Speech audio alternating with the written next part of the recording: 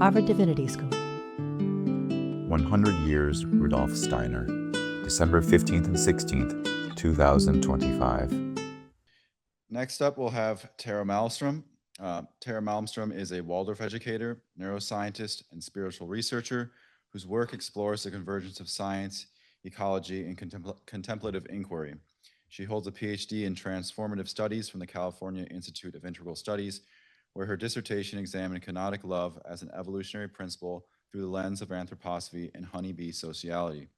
She also holds master's degrees in neuroscience and Waldorf education, and is a certified master beekeeper and advanced master gardener. Her research integrates participatory methods to bridge inner development with ecological and cultural renewal. And Tara will be presenting on Beyond Survival, Kenotic Love, Honeybee Wisdom, and the Spiritual Science of Evolution. Hi, everybody. I want to give a warm welcome for everybody here and online, and frankly, in the future, too. It was a bit of an odd thought to me that people might be, I'm speaking to people in the future. So I'm Tara. I earned a master's in neuroscience, and I've worked in Waldorf education for about 20 years. And I've also worked as a research molecular neurobiologist. There's something fun to drop at a cocktail party. And along the way, I picked up a PhD at CIIS in transformative studies. So I don't know about any of the other speakers or you even here as an individual, but I certainly didn't have this on my bingo card to be here presenting at Harvard today.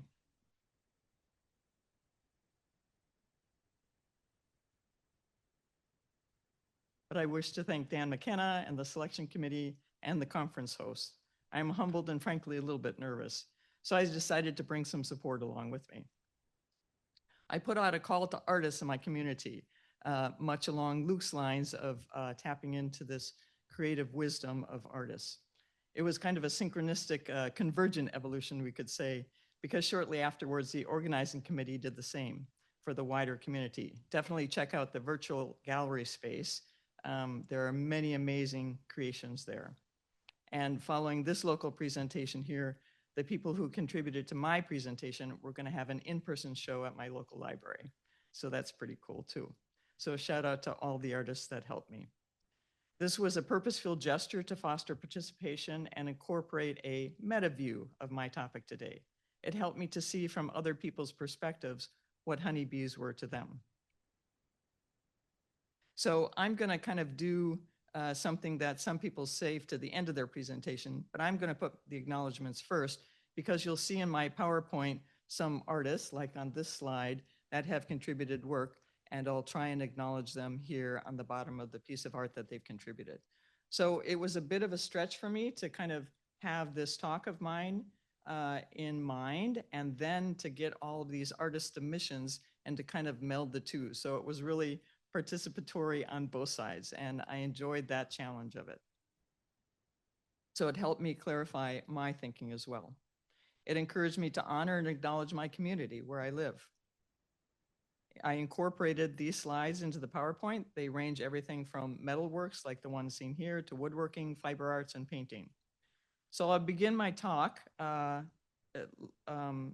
acknowledging them and appreciating the small rural town where I'm from. I have about 1,000 people in my town, and I live in the shadow of the spectacular San Juan Mountains in Ridgway, Colorado.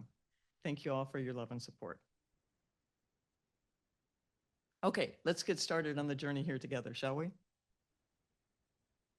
So my topic today is on honeybees and how we can be inspired by them to step into a more loving and altruistic pathway of development beyond survival to what I'm calling thrival of the altruistic.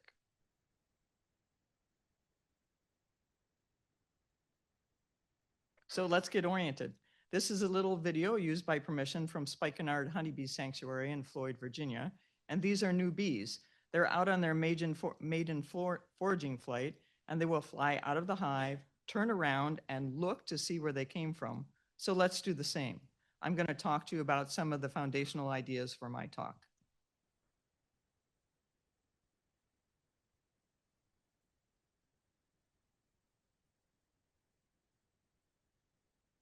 I'm going to talk about kenotic love from three main aspects: anthroposophy or spiritual science, Ken Wilber's All Quadrants, All Levels or AQUAL, and of course the Honeybee itself.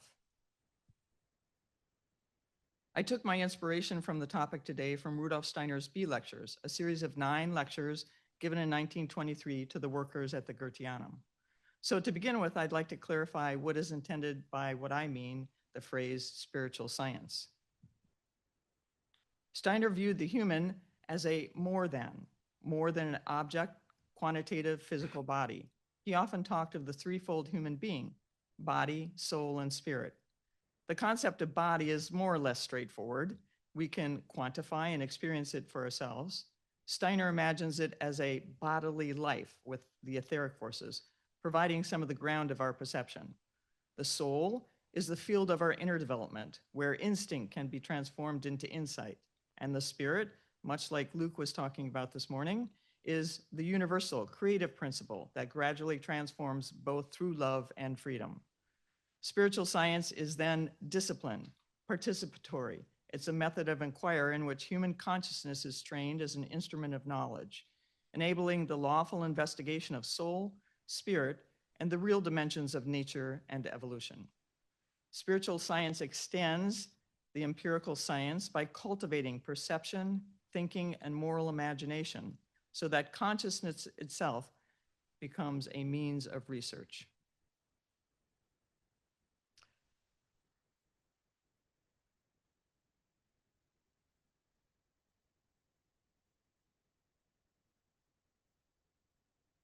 So I'll be talking about the phenomena of evolution this morning. So now let's fly forward a little bit to this idea of tenet of kenosis. Okay, give it to me straight. What does kenotic love mean? There's a special kind of love, kenosis, or self-emptying love, that can act as a change agent in everything from how honeybee hive is configured to how animals, including human beings, evolve.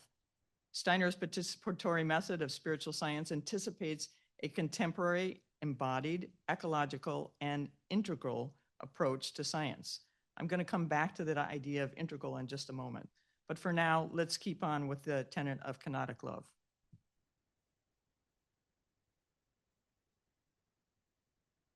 Kenosis is from the Greek, self-emptying. It's a transformative act of offering oneself in freedom and love for the flourishing of the whole. It includes things like self-offering, making space for the other, love that gives itself freely, and the movement of spirit from fullness into service. We see an example of this in the Christian text in Philippians 2, 5 through 7. The question is, can we evolve as a society from being self-centered to becoming altruistic? I'm suggesting we may be able to follow the path of the honeybees in their pathway to becoming eusocial.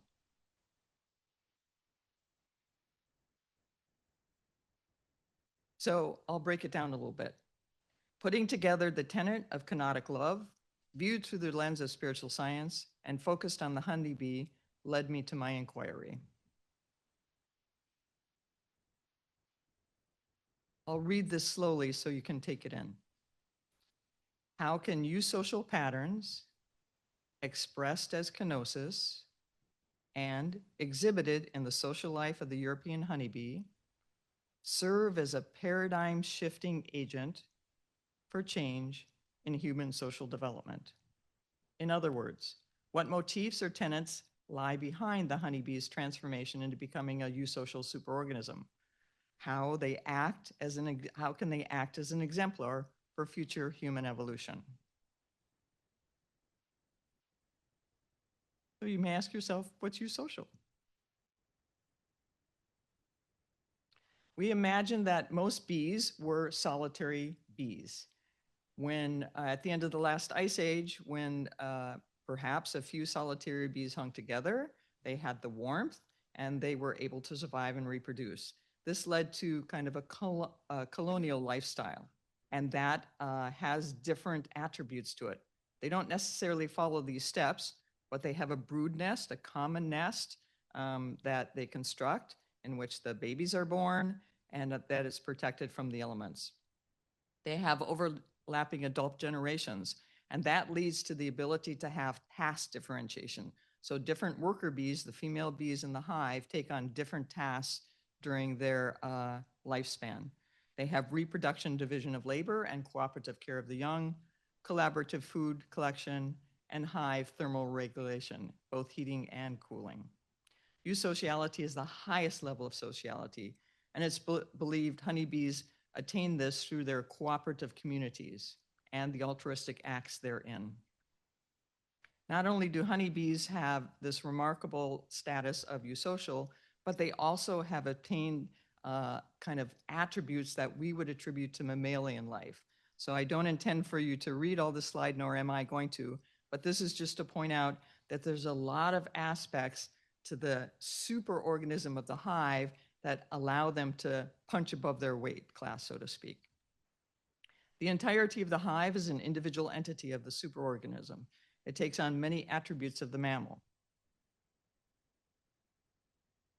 Speaking of mammals, the naked mole rat is one of the very few other species on the planet, besides a myriad of ants, termites, and bees, that reach the level of sociality. Here's a naked mole rat here. So honeybees have reached the level of eusociality, but it's in debate whether human beings have or can. In brief, they haven't reached sociality yet, many think. How do these little insects attain sociality?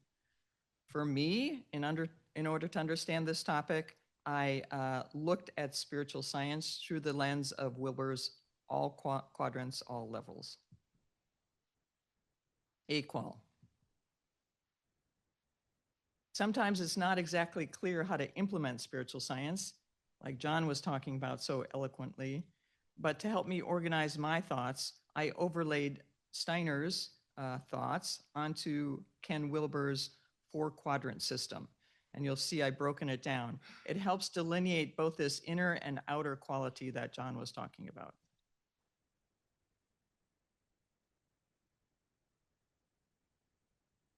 So there's basically 4 quadrants. We delineate them by position, whether it's upper right, upper left, or lower right. And I've overlaid some of Steiner's terminology into each of these quadrants. I'm going to briefly go through each of these quadrants so you get an idea of my thinking.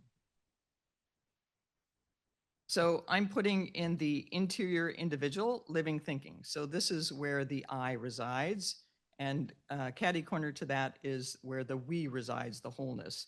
So the question is really, can we move from living thinking in the upper left to wholeness in the lower right?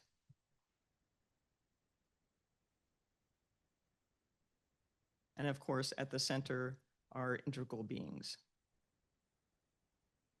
I'll briefly go through each example and show each quadrant and show an example.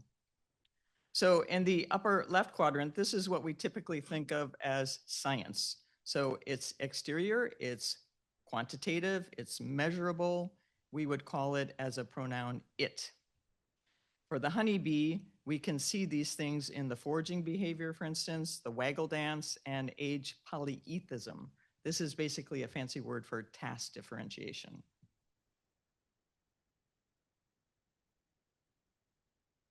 So we can measure the angle of the sun and the direction of the bee dance.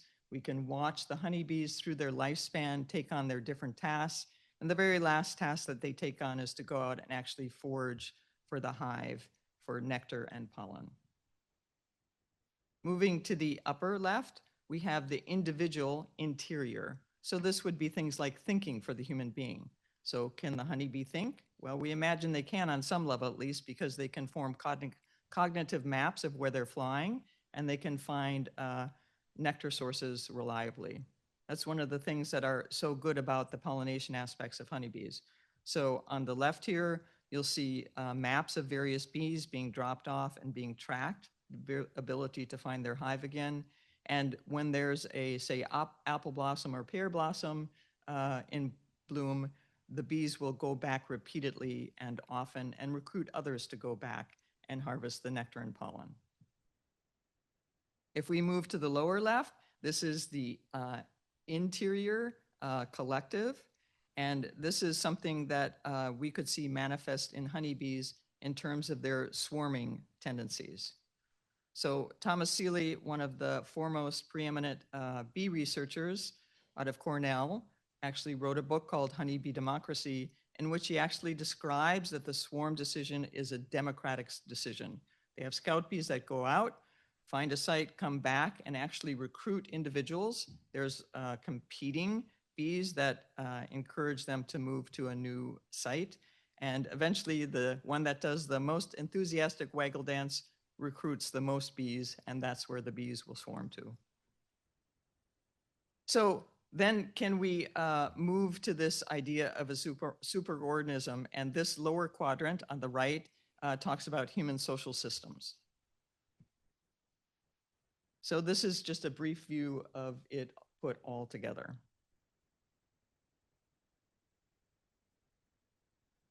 So my inquiry proposes that love functions as the leading transformative force defining our upcoming era. Instead of survival, there is thrival of the altruistic. I'm advocating for a renewed connection with nature, specifically honeybees. It invites us to embrace an evolutionary shift that moves beyond competition towards communal, cooperative relationships. So let's look at altruism a little bit and where honeybees exhibit that. Worker bees are said to renounce their sexuality. Steiner says they live in an atmosphere pervaded by love. The worker bees, of which there are approximately 50 to 100,000 in a hive at the height of the summer, altruistically give up their ability to reproduce. It's only the single queen that mates and lays eggs. We could see this as a similar gesture to monastics, say. They altruistically care for the young. Although they're not their offspring, they help care for them. They altruistically feed each other. Steiner gives us many quotes about the wisdom of the hive. It's very wise. We can see this through their observable activities. And by understanding their nature, we can come to a true knowledge of the cosmos. Our question of survival as human beings has never been of greater relevance and importance. Climate change, social instability, upheaval, viruses can spread rapidly. These threaten our existence. However, our capacity to meet the challenge will need to be addressed from our capacity to evolve even further into greater cooperation and cohesive levels. The honeybee offers perhaps the best hope for this. E.O. Wilson, a famous Harvard biologist here, says the group members are able to perform altruistic tasks as part of their division of labor.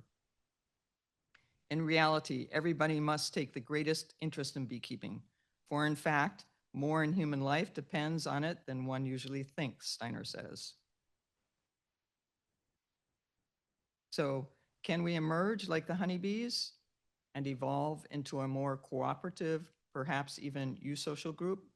This picture, by the way, is created by Amy Slate, and she is in the virtual gallery, so be sure and check her out. One can no more approach people without love than one can approach bees without care. Such is the quality of bees. So looking at the correlatives between the honeybee and human, perhaps we can take a thing or two of their playbook. Or we could inadvertently open Pandora's box and release plagues upon the world and devastation and have bees that are extinct and ghost bees. Or, like the honeybee, for so work the honeybees, creatures that by a rule in nature teach the active order to a peopled kingdom. Steiner sees bees as a prophecy of what human moral evolution can become. In the beehive, we see a foreshadowing of the social organism, founded not on compulsion, but on love. So let's keep the buzz alive and imbue it with love. Let's keep the buzz alive.